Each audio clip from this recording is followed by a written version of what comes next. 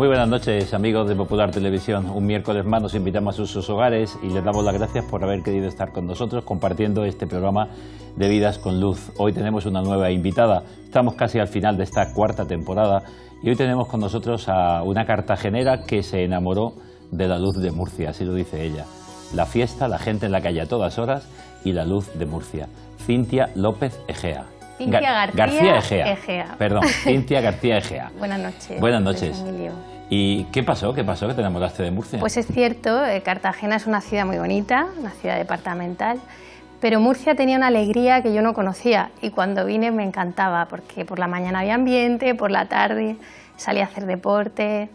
Es una ciudad muy alegre. Has sido una persona muy extrovertida tú. Sí. Y te ha gustado la fiesta y te ha gustado... Bueno, pues como tiene que ser alguien, ¿no? Sí.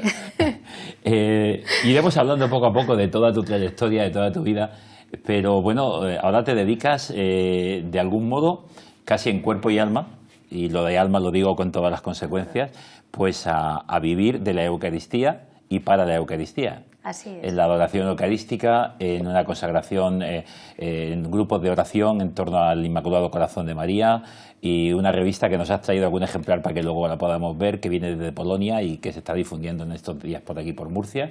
Es decir, tenemos pues un montón. Pero una pregunta para empezar y luego iremos centrando. Cuando en el 2010 te vas a Baleares de excursión con una amiga, ¿tú pensabas las vueltas que iba a dar tu vida en estos 16 años? No, fue el para 2000, nada, ¿no? Cuando para fuiste. nada. Mi vida es una obra de misericordia de Dios, yo lo digo así. Y fue el año 2000 cuando yo viajo a Baleares para animar a una amiga que estaba sufriendo. Te la llevaste de fiesta. Y me la llevé.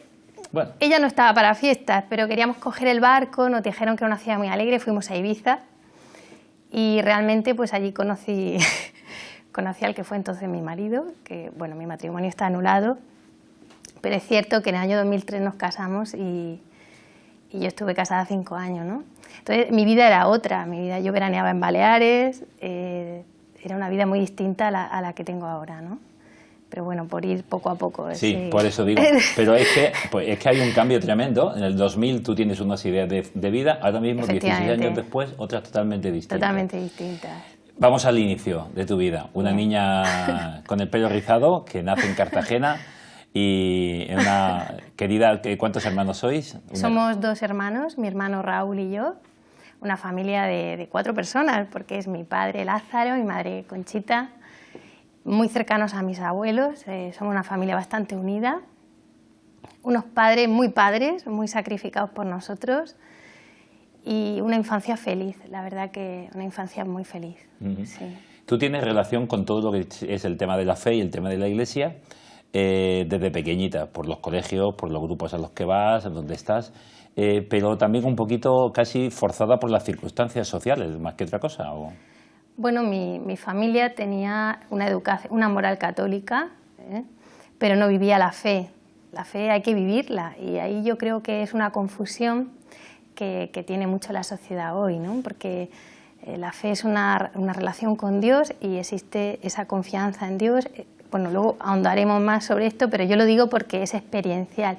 Y es cierto que yo no lo experimentaba. Yo fui a un colegio de monjas, a carmelitas, y recibí una educación católica hasta los 13 años, pero entonces pues mi padre consideró que la educación era mejor en el instituto porque me iban a preparar para la vida universitaria y yo salgo del colegio para ir al instituto.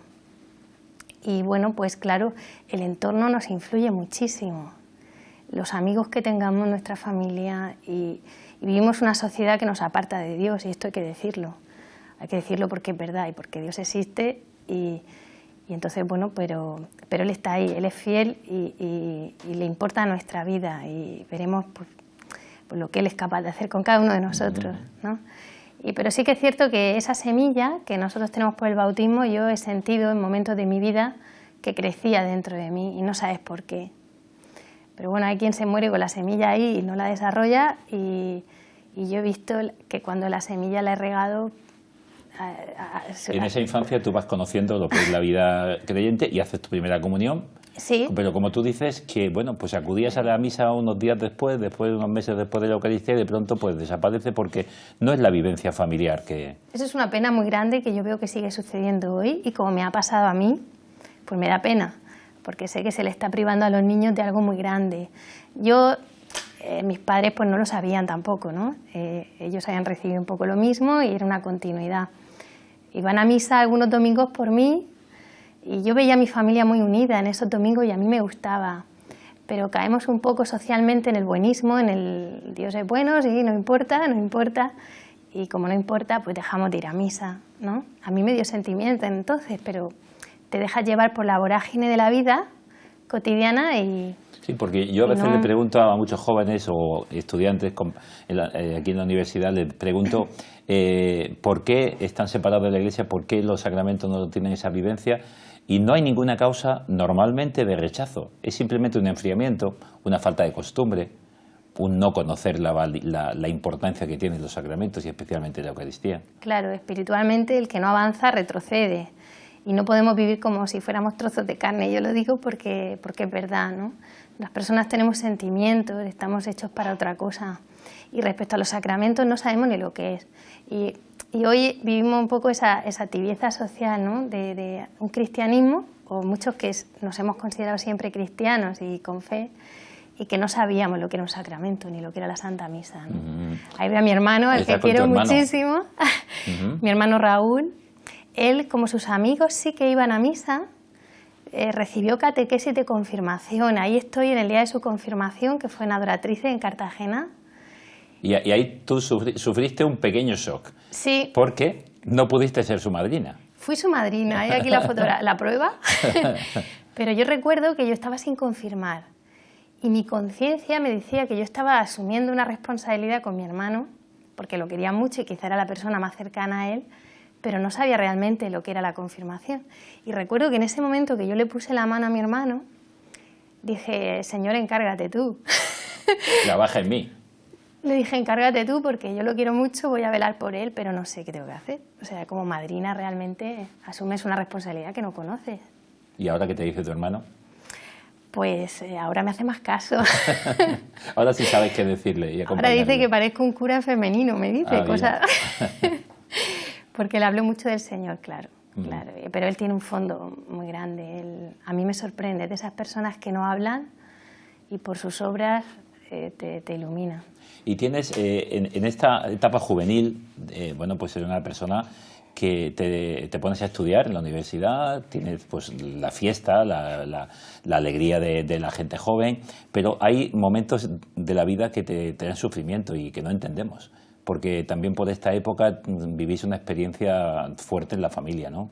Sí, vivimos un poco de todo. Nunca he sido demasiado fiestera, voy a decirlo. Tengo esa edad de salir, pero no me llena del todo el conocer a la gente en los bares. Yo me di cuenta que eso a mí eso no puede ser un fin, ¿no? Digo, tiene que haber otra manera.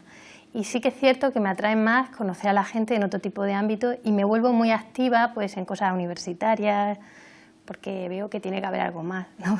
¿Qué empezaste? Sí. Bueno, estudiaste económicas. Estudié económicas, sí. Y luego pues he estado en la Asociación de Antiguos Alumnos, después cuando lo dejé. En cuanto a lo que pasó en la familia, perdí a mi primo Fran con 20 años, fue atropellado en La Manga. Un hombre aquí que teníamos la misma edad, o sea, su madre y la mía se quedaron embarazadas al mismo tiempo. Las chicas es que siempre parecíamos mayores, porque le saco un poco... ¿Este es el día de la primera comunión? Sí, no lo hicimos juntos, pero ese día fuimos a hacernos las fotos juntos, porque yo estaba en Carmelitas y pues mi primico tenía que estar ahora mismo con la misma edad que yo, porque nacimos al mismo tiempo. Él tardó unos días más porque a su madre le hicieron cesárea, no se me olvidará. ¿Y con qué edad fue ese atropello? 20 años, se publicó en el periódico 21, pero yo sé que tenía 20. Con lo cual, tú en ese momento, ¿qué pensaste? A nivel de qué se piensa en la familia y sobre todo tú con 20 años, la misma edad de él. Fue tremendo. ¿Qué dices? Bueno, que la vida, Dios, el sufrimiento, ¿esto cómo se entiende? Que podía haber sido yo, ¿no? Te plantea muchas cosas. También ves la debilidad humana, porque le atropelló un señor que venía medio dormido del norte y bueno, pues es un error humano, pero es que tenemos una responsabilidad en la vida, ¿no? Porque él iba más rápido de la cuenta y pues mi primo ya no está aquí. Yo confío que esté con Dios pero la verdad que en ese momento se sufre muchísimo. se sufre muchísimo. Y entonces ahí dices, ¿qué planes estoy haciendo yo en mi vida? ¿Cómo estoy viviendo? Podía haber sido yo. Yo me pasaba la vida en La Manga porque veraneábamos allí y me podía haber atropellado a mí o me podía haber pasado de cualquier otra manera. Y ahí te haces preguntas de futuro. Preguntas que se mantienen siempre, ¿no? Sí, sí. Y bueno, quizás no se contestan inmediatamente, pero te ahondan. Es un dolor muy grande que te plantea que tú no sabes cuándo es el día ni la hora, ¿no? Y que la vida tiene que ser algo más que esos planes que estamos haciendo siempre, o ese solamente pasártelo bien, el disfrute inmediato, ¿no? Eso no puede ser un fin en tu vida. Y te hacen muchas preguntas que... Y dentro de todo eso, pues tú terminas de estudiar y te pones a trabajar inmediatamente o compartes, sí, ¿no? Sí. Porque vienes de una familia, tu padre se ha trabajado en la banca. En la banca. Y tú, exactamente igual, pues antes de acabar incluso empiezas a trabajar en la banca. Sí, él se entera de que hay unos contratos basura en aquella época, pero que la gente empezaba a trabajar y me anima a que lo aproveche, aunque no había terminado la carrera, y durante el final de la carrera pues yo estudio y trabajo, eso lo hace más complicado, ¿no? Pero bueno, me gustó empezar a trabajar pronto, ¿no? Porque al fin y al cabo estabas estudiando para trabajar. Que es que a veces se nos olvida que hacemos las cosas para algo. Con una finalidad, Sí. efectivamente. Y bueno, pues también fue interesante, aunque fue... A este enano lo quiero mucho yo. Este es mi sobrino Álvaro. Ah, el sobrino. Es hijo de Raúl. Hijo de Raúl. Y es mi único sobrino, yo no he tenido hijos. Y bueno, lo queremos muchísimo en casa. Aquí está el día de su bautizo, que fue allí en el Santuario de la Divina Misericordia, en los Rectores, en la iglesia de los Rectores aquí sí, en que es Murcia. donde yo colaboro habitualmente, allí servimos. Y bueno, fue un y día feliz. Y llegamos al año 2000. Un día feliz. Llegamos al año 2000. ¿Qué pasa el año 2000? El año 2000 Baleares. me voy a Baleares, me voy a Ibiza con una amiga y conozco a un chico muy guapo, muy simpático, era sevillano. Estaba destinado allí porque le pagaban la insularidad de su empresa de telecomunicaciones. Pues lo conozco y me lío la manta a la cabeza, comienzo un noviazgo a distancia de 3 años que me impide conocernos bien, ¿no? ¿Cómo se lleva un noviazgo a distancia? Horroroso. O sea, lo voy a decir, una cantidad de peleas, porque todo se malinterpreta. También te sientes muy sola, ¿no? Que no tiene un compañero. Pero bueno, él pone mucho de su parte y se cogía vuelos para venir a verme, porque en invierno no había barco. Se cogía vuelos, las manías, ¿no? Es como que no puedes y quieres, y teléfono y teléfono. Y bueno, pues 3 años después se vino, pidió un traslado y la empresa se lo dio, se vino a Murcia y nos casamos por la iglesia. En marzo del año 2003 fue. Pero claro, nos casamos por la iglesia, que yo hasta los cursillos prematrimoniales los hice sola. Y bueno, yo creo que el Señor en aquel momento pues nos dio ahí, nos bendijo, nos dio una oportunidad, pero nos faltaba todo, ¿no? Porque nos faltaba Él y realmente nosotros vivíamos sin... Yo no iba a misa los domingos ni nada, ¿no? Pero es que tampoco rezaba ni... Y éramos un matrimonio, pues digamos un poco, a ver, cómodo, ¿no? De salir a cenar, de salir a viajar, pues todo lo que no habíamos podido hacer queríamos hacerlo hasta que llegó la prueba del amor. Yo le llamo la prueba del amor, porque estoy convencida de que nuestra fe se ve a prueba, se ve vista a prueba en la vida, y el amor también, porque estamos llamados a crecer en el amor y a madurar en el amor, ¿no? Entonces, como no te enteres, un día te dan un cachete y te dicen, venga, es mejor no llevarse el cachete. Yo lo digo. Mejor no llevárselo. Es mejor no llevárselo. Los que no se lo llevan no saben el regalazo. Pero bueno, yo lo necesitaba, ¿no? Y la prueba del amor, como fue bueno, que no lo superamos juntos, ¿no? Y mi matrimonio se rompió. Se rompió 5 años después y aquello fue terrible, terrible. Entonces, ¿tú te diste cuenta entonces que ahí más que amor, lo que había era pasión en algún momento, era otras cosas, Sí. y que no habéis vivido un verdadero noviazgo de hablar de futuro, de vuestras perspectivas, y mucho menos, como tú dices, Dios no contaba ahí en medio? No contaba y me di cuenta que cuando antepones la pasión o antepones otras cosas, tú no terminas de conocer a la otra persona. Porque, con todo el amor, ¿no? Porque todos vamos evolucionando, pero en aquel momento pues ni él ni yo teníamos una madurez en el amor y un conocimiento del uno del otro. Entonces, claro, cuando hay un problema, que fue uno, pero da igual porque podía haber sido cualquier otro problema. Sí, es un obstáculo que como sí, no ha fue tenido un obstáculo, entrenamiento... pero es que por pequeño, es que no. Claro. Es que no estás preparado ni sabes cómo comunicarte con la otra persona y somos como islas de repente y fue muy triste. Sí. Con lo cual puedes entender a muchas parejas que estén pasando por situaciones parecidas. Muchísimo, porque es que no somos tan diferentes, es que se repite todo una y otra vez.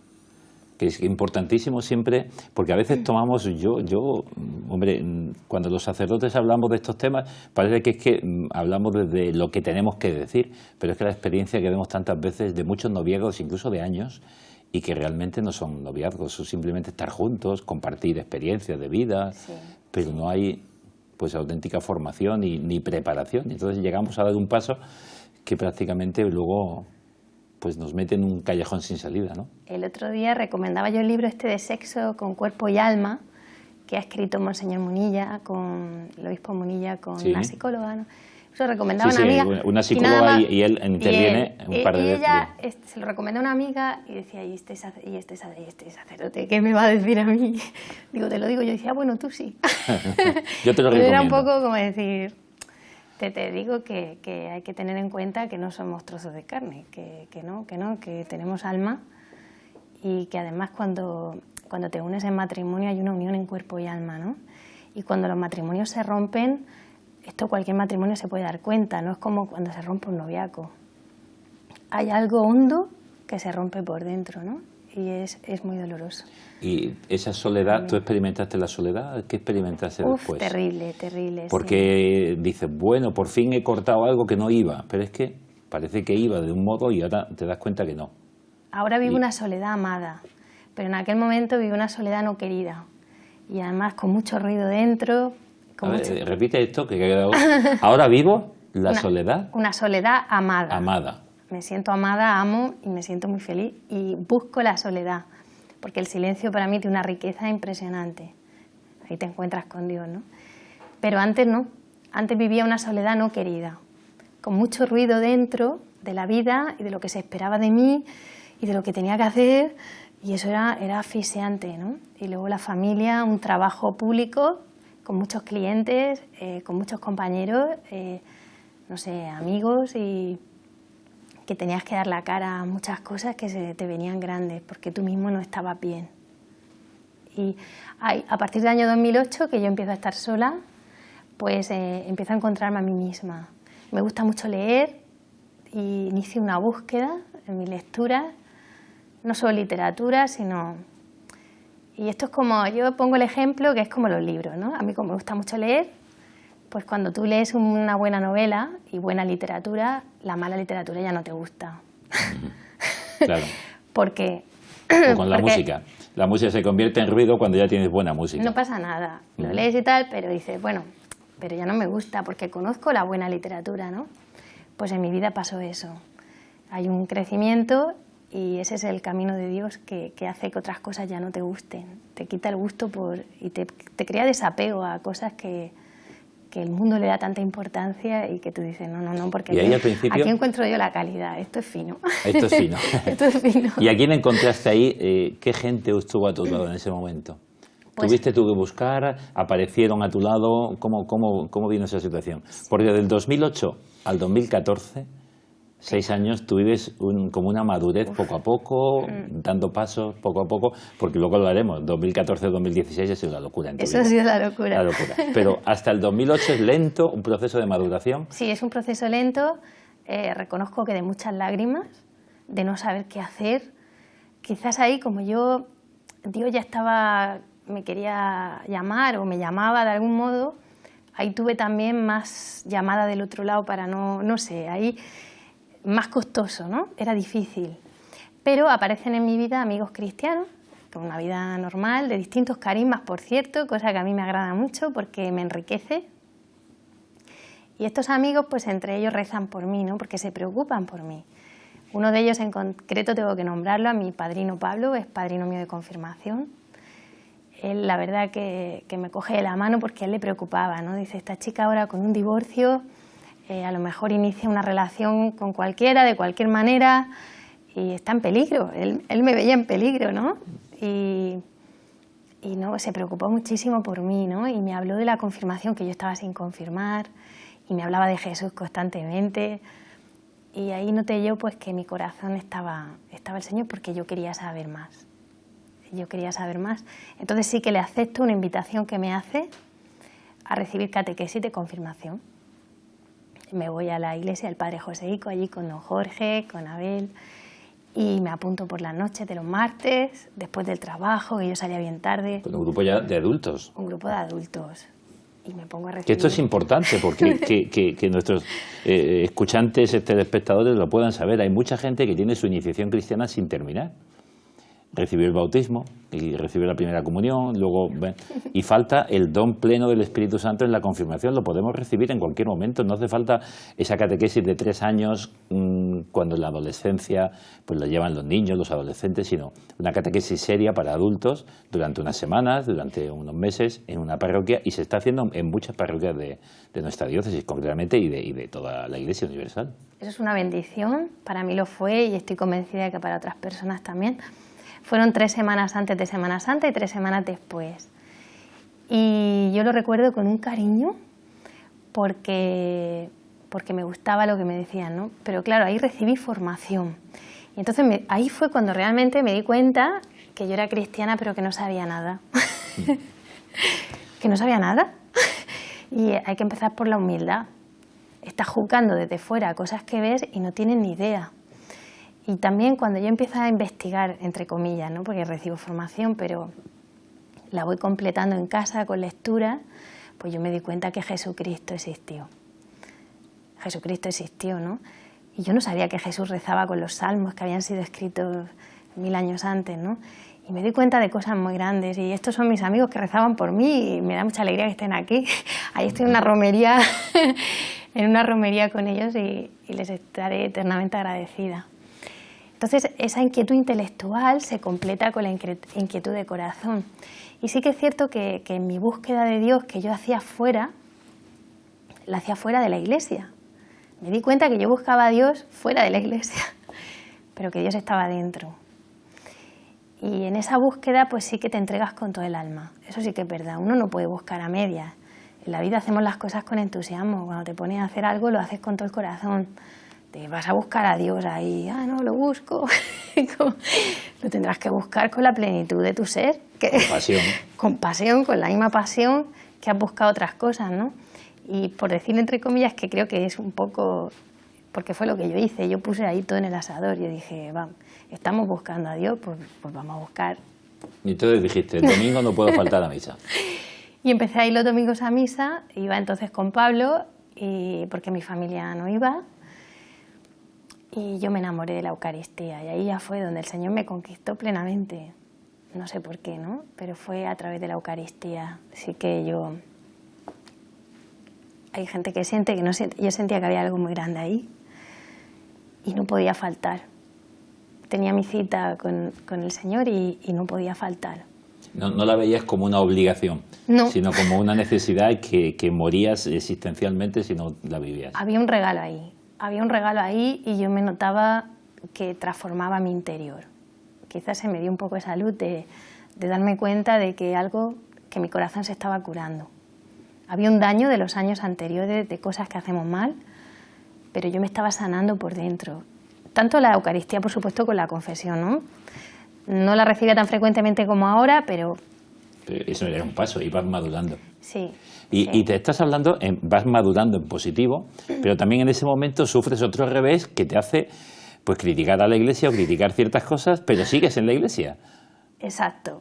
Porque también necesitamos en la madurez que no todo parezca de color de rosa, sino hay una espina. Pido la nulidad matrimonial, convencida por todos estos amigos, y no me la dan. Bueno, es cierto, ahora sé que no se demostró bien, no se llevó bien el proceso, ¿no? Pero claro, yo en aquel momento no sabía nada. Y ahí fue donde tuve una prueba muy grande. Yo noto que tuve una prueba muy grande de fe, porque claro, yo quería tener una pareja, ¿no? Yo tenía claro ahí que quería tener una pareja, pero no podía ser ya de cualquier manera. Yo tenía que seguir comulgando. ¿Para qué hacía? No podía cerrar el círculo. Que realmente había pedido la nulidad por mi fe, ¿no? Porque quería iniciar una vida nueva, pero quería abrirme la puerta. Y no te dan la nulidad y aquello... me crea muchísimo dolor. Yo no cuento aquí las lágrimas que yo he echado en estos años, ¿no? Recuerdo que me fui un día a la catedral y confesé con un sacerdote que fue encantador. Y le dije, es que ya no sé cómo hacerlo bien. Porque tenía rabia. Y me dijo, hijica, no lo sabemos, pero tú mantente cerca de la iglesia. Y se ofreció, no me dijo dónde estaba y se ofreció a ayudarme. Nunca fui a verle, pero sí que me mantuve ahí porque creo que mi fe ya se había fortalecido. Entonces, y la palabra mantente en la iglesia y espera. Sí, mantente en la iglesia y espera. Y eso fue lo que hice. Mi fe se había fortalecido porque yo a Dios no quería fallarle. Yo sentía que Él estaba ahí y que Él era más importante que mis propios caprichos.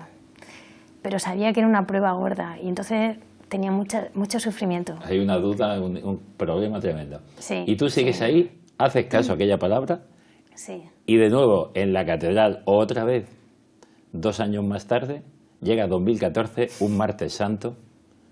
¿Y qué pasa aquel martes santo? Uf. El martes santo yo tengo un encuentro con el Señor, un encuentro real. Fue el martes santo en la misa de las 7:30 de la tarde en la Catedral de Murcia. Yo voy a misa normal, me siento en un banco y justo en el momento de la consagración, cuando el sacerdote está consagrando, estamos arrodillados, pues siento algo tan grande que es imposible de describir con palabras, ¿no? Aquí.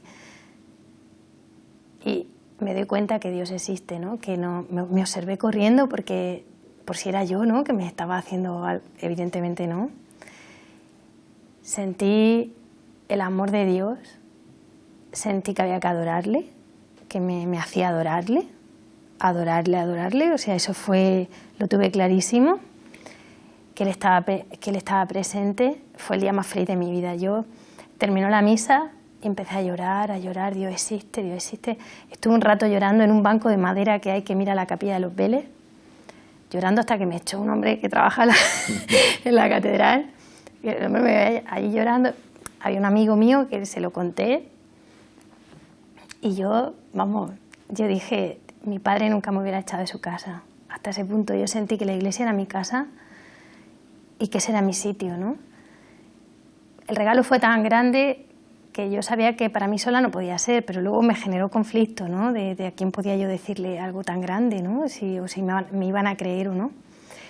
Pero lo cierto es que transformó mi vida, sin duda ninguna, de que Dios está realmente presente en la Eucaristía, y eso yo creo que se debe saber, que se sabe, pero no se puede. Lo sabemos de teoría, pero necesitamos experimentarlo. Lo sabemos de teoría, pero yo no sé hasta qué punto sabemos que hay que adorar a Dios en la Eucaristía, porque eso se me quedó claro como el agua. O sea, con lo cual ahora estás en ello.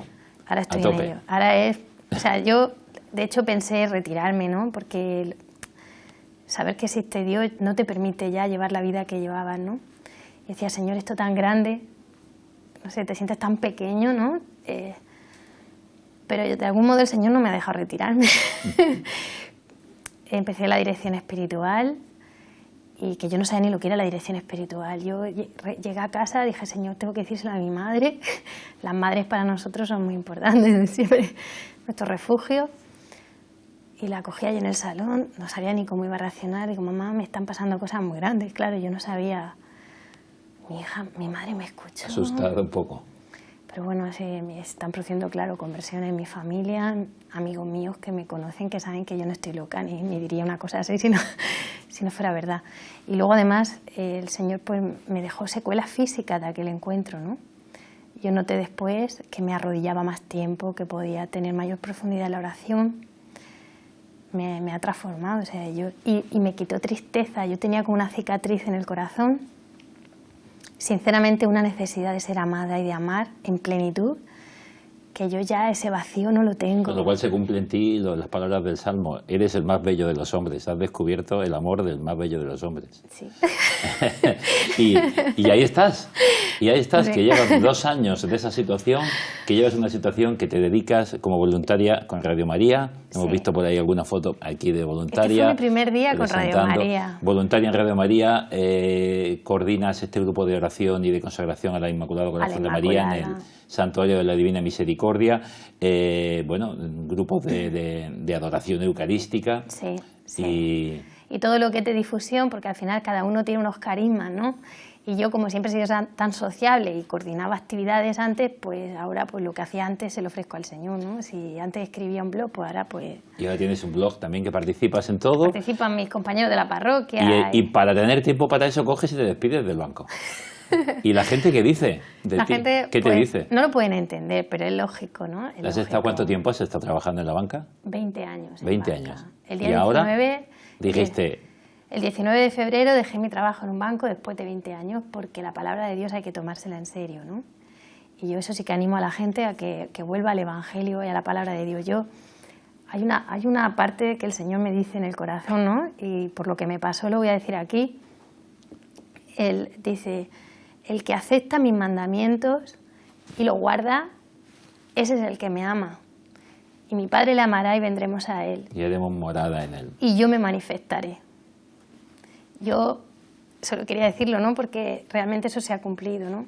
Aceptamos a veces la voluntad contra nuestros propios deseos humanos, pero el Señor está por encima de todo y su generosidad es desbordante, porque yo tenía miedo de perder al Señor, como siempre he ido perdiendo cosas. Pero ese es un don que recibiste en la confirmación. El don del temor de Dios es el miedo a hacer algo que me aleje este amor inmenso de Dios. Eso, y es un don del Espíritu ese Santo. es mi miedo hoy, o sea, puedo decir, ¿no? Es lo único que me preocupa, porque no me importa lo que piense la gente realmente, entre comillas, porque los quiero y sí me importa, pero me importa más lo que piense Dios. Y de ahí los pasos que uno va tomando, ¿no? Pues Jesús también dice en el Evangelio, no se puede servir a dos señores. Y yo así lo puse a mi director espiritual, así lo he ido meditando en la oración. Y ahora estás en las manos de Dios. Y dejé el banco. Haz lo que quiera. Dejé el banco, por eso quiero servirle a él. Y ya está. Y en Y ello tenía un estás. buen sueldo, ¿eh? Bueno, pero el Pero Señor no- te no ha es dado tan un sueldo mejor. importante, sí. ¿Y alguno bromea contigo con aquello? ¿Era que te vas de monja? ¿Te lo han dicho alguna vez? Sí, sí, me lo dicen a menudo, pero ¿qué te ha pasado? ¿Es que vas a ser monja? Digo, pues es que no lo sé. Es que quiero ser feliz. Es que yo quiero seguir a Jesús, ¿no? Y Él me conoce mejor que yo misma. Y Él supera con creces cualquier sueño que yo pudiera tener. Y en breve tiempo tienes previsto ir a Polonia a encontrarte, a buscar en las raíces de nuestra fe y a buscar toda esta realidad del corazón de Dios, ¿no? Esto sí que intuyo que es voluntad del Señor y por eso me he traído la revista, ¿vale? Porque Es una la voy a revista. enseñar a cámara en la revista Amaos, que la lleva el padre Piotrowski, ya lleva 3 décadas, 1.800.000 ejemplares vendidos. Se edita en Polonia, pero está traducida. Se edita en Polonia, está traducida a 22 idiomas y esta revista es una maravilla. En España no hay ninguna igual porque recoge testimonios de personas cuya conversión, quizás casos como el mío y otros pues de gente conocida también, con muchísimo rigor, ¿no? Ellos llevan el movimiento de los corazones puros y voy a ir a conocerlo este verano con la Jornada Mundial de la Juventud porque se hace allí precisamente. O sea, Cuando vuelvas nos cuentas. eso espero. Espero ¿vale? encontrarnos allí en Polonia y si no nos encontramos, que a la vuelta nos cuentes toda esta experiencia. Tenemos un par de fotos aquí, el obispo haciendo un selfie, en el que estás tú también. Esta fue una jornada de imisión que se hizo en Cartagena. Imisión, efectivamente. Imisión. Y yo entonces pues estaba empezando con Radio María, pero me invitaron y conocí a gente maravillosa, ¿no? Estamos todos unidos, el Señor nos quiere latiendo con un mismo corazón. Necesitamos latir y difundir este mensaje. Y de verdad que allí no tiene la bendición para hacer en redes sociales, para estar... Pues como se nos acaba el tiempo, vamos a ver una foto de las que han mandado, que yo quiero terminar con ella porque se te ve feliz, contenta. Una chica joven, pues aquí, feliz, y feliz, llena del Espíritu del Santo. ¿Qué nos quieres, con esta foto, qué nos quieres transmitir? ¿Qué quieres decir como última cosa en este programa? Pues yo diría que Jesús es el camino, la verdad y la vida. Y que viva Jesucristo y viva nuestra Madre que están ahí. El mundo no va a encontrar la paz hasta que no se encuentre con el Señor. Esto lo dijo él a Santa Faustina Kowalska y es el mensaje de la misericordia, ¿no? Jesús, confía en ti. Pues en el año de la misericordia, qué mejor mensaje que el Señor quiere encontrarse con cada uno de nosotros. Hemos escuchado a Cintia. Cintia, no sé, ustedes la están escuchando, ella cuenta lo que a ella le ha pasado, nos está contando teorías. es lo que nosotros queremos en este programa, que cada uno nos cuente su experiencia de Dios, desde experiencias traumáticas, simples, más sencillas. La propia vida va haciendo un trabajo. En ella, en ocasiones, fue un trabajo lento, en otro momento fue más acelerado. Pues buenas noches, Cintia, y muchísimas gracias por tu experiencia. A vosotros por este gran programa de testimonio. Y a seguir difundiendo este amor inmenso del Señor por cada uno de nosotros, y que nosotros podamos adorarle y bendecirle, y especialmente en la Eucaristía. Así sea. Gracias y buenas noches. Gracias. Y a ustedes, señoras y señores, pues muy buenas noches. Ya saben, como cada miércoles nosotros llamaremos a su casa. Si ustedes lo quieren, nos encontraremos. Buenas noches.